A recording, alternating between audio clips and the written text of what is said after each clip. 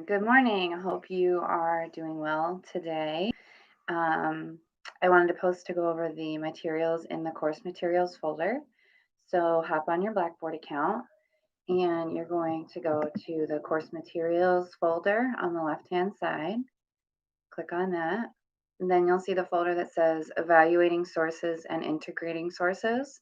And there are 4 documents there.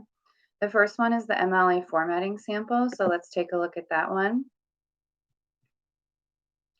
A lot of you are submitting documents with no proper MLA format. So this is simply showing you that you need to have a heading on the top left-hand side that includes your name, your professor's name, your class name, and the due date of the paper, not the date that you do the paper, it's the due date. And the proper format of the date is day, month, year. Press enter one time and center a title for your paper. This is all double spaced, and you also need a header in the upper right-hand corner with your last name and the page number.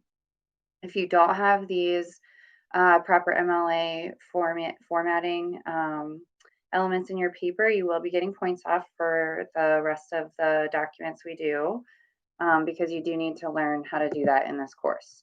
So that's the sample. It's super easy. If you're struggling, there are tutorials online on like how to double space or things like that if you're not sure.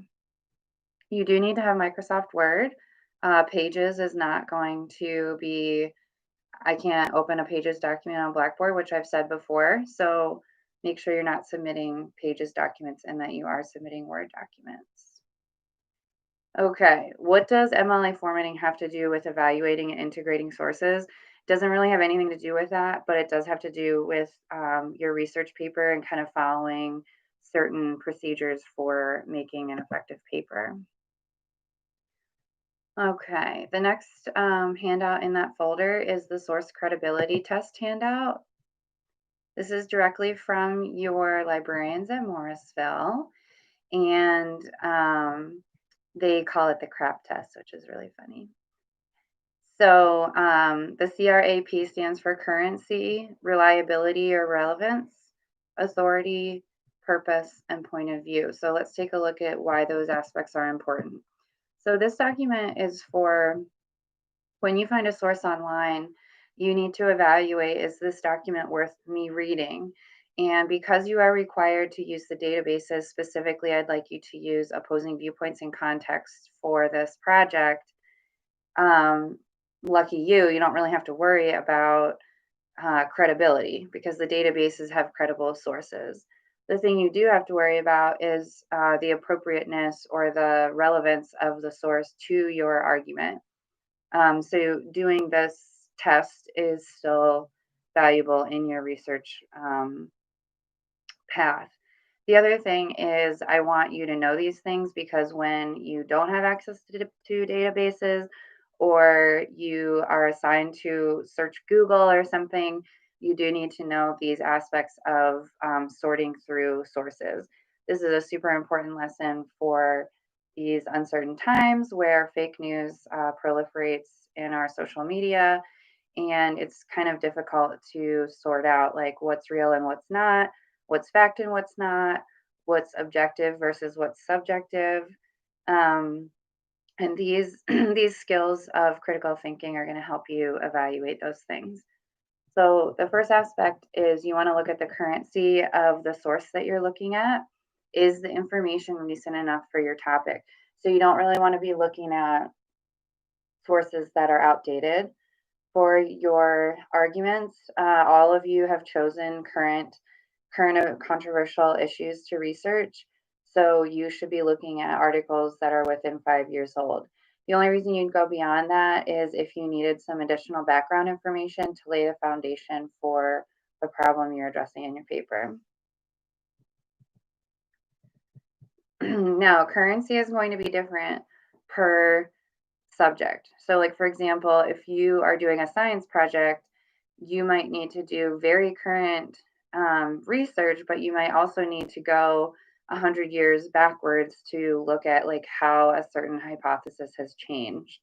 So the currency really depends on the subject matter that you are writing on. And like I said, because you guys are writing on controversial current events, you need to find things within the last 5 years. All right, the next aspect of evaluating sources is the reliability and relevance. So, figuring out, is this a primary source, like spoken out of the mouth of the person who's writing it, whose ideas are in the paper, or is it secondary? For example, someone analyzing what someone else said, or like a book review. Um, that's important because you need to know whose voice you're hearing in the paper. References are important. You want to look at works cited pages or reference pages to make sure that your author has done their research. The publisher of the information is super important because publishers are influenced. So even if a journalist or a website is claiming to be neutral, if you look at the publisher of that website or the publisher that supports that journalist, publishers receive money and funding from outside sources as well. So if you have a publisher who is being supported by the NRA, for example, obviously the publisher is influenced by the NRA. If you have a publisher that is supported by a local Democratic group, then you know that it would be biased towards that group because the publishers are going to try and please their fund sponsors. As far as relevance, asking yourself if all the information applies to your topic, you don't need to have every single sentence in your source material relate to your topic. You can pick and choose, but the best support for your research is going to be an article that you can reference several times in your paper, not just an article you choose one quote from. All right, the next aspect of the reliability or the credibility testing is authority. That's the ethos of the writer and also the publisher. So, are these places, do they have established authority? Have they published before? Are they brand new? Are they a brand new company that just started publishing? Do they have peer reviews on their website and things like that? Another important aspect of authority is looking at, does this person have direct authority to speak on, um, medical matters, for example. So one controversy that's been in the news during COVID is President Trump talking about injecting bleach, and he was joking about that. And some people took that seriously because he is in a position of authority. So whatever comes out of his mouth is supposed to be taken seriously. Um, and so the fact that a president is speaking on issues in the medical world with no medical experience or background is risky for the public. And you'll see this with lots of political figures speaking on, especially during COVID, speaking on medical issues when they really don't have any credibility to talk about medical issues. And then the last thing you want to look at is the purpose or point of view of the source that you're looking at, because if the point of view and the purpose are extremely biased, it's okay to use that source, but you need to recognize that and perhaps even recognize it in your writing and your research. Thinking about the intended audience is also important because you're thinking of, how is that author tapping into shared values? Looking at the purpose of the information, is it intended to persuade? Is it intended to get you to buy a product, for example? And so those types of things are important to look at. The additional questions for online sources include looking at the domain names. A .com is going to be a commercial website, so typically those .coms are looking for money in some way. .org is also maybe looking for money, but that stands for organization. So it's an ORG is supposedly a group of people who've purchased the domain name. .gov. Oh,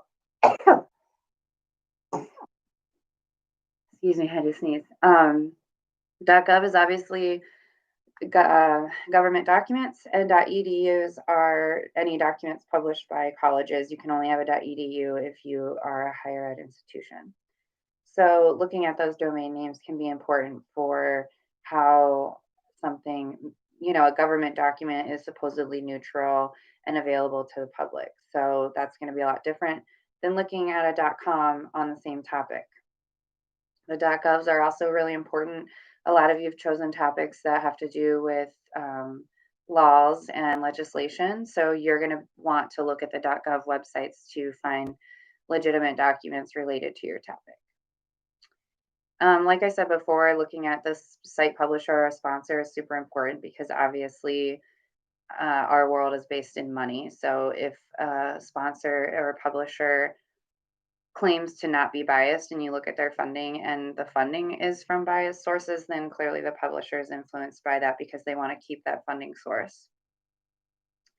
Has it been updated recently? You can usually find that by scrolling to the bottom of a web page. And if it hasn't been updated recently, it's probably irrelevant because nobody's paying attention or updating the website. Advertisements and distractions is a grab for money. So obviously that website's purpose is making money. So you want to avoid, for credibility's sake, you want to avoid websites that have lots of pop-ups. Um, that's just a clear indicator that the website is trying to get money. And then also don't be tricked by websites that are ironic, like a satire or a spoof. If you check out theonion.com, super funny news source it's basically making fun of the news because it's all fake news.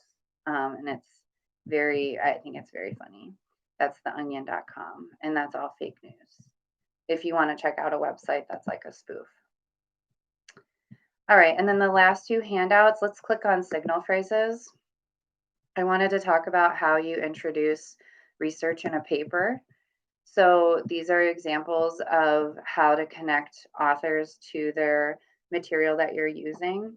And I know even myself, I will often get caught up just constantly saying like so-and-so argues or so-and-so says, but the verb handouts in this folder are going to help you avoid that and also help you mold your own argument and your own connection between the source and the material you're presenting in your paper. So for example, if you use the word theorizes, that means that you clearly understand that the author is presenting a theory and not a fact. If you use the word contradicts, you're clearly understanding that the author of the source material you're using is in opposition to a certain idea. If you use a word like grants, that means that the source material you're using is stating a concession. Okay, so take a look at those verbs. Those are going to help your writing become more intellectual and academic. The other handout, the powerful verbs, is a similar handout as the signal phrases, but those are going to be important for when you're incorporating the research into your writing. So right now we're just laying the foundation of what does a research paper look like? What types of things do I need to look at in source material? We're still not writing the paper yet. A lot of your position papers are still too broad, so you're going to have to narrow it down if you want to achieve a passing grade, a good grade on the final paper. Besides narrowing down from your position paper, the next lecture I post is going to be introducing the research plan. And the research plan assignment, like I've said in several lectures, is pretty easy, but very time consuming because it's basically your research process for the paper. So if I were you, I would be looking at opposing viewpoints in context now and, just looking at what's out there on your topic that you've chosen. And that will help you narrow down your research path. If you have any questions, reach out to me.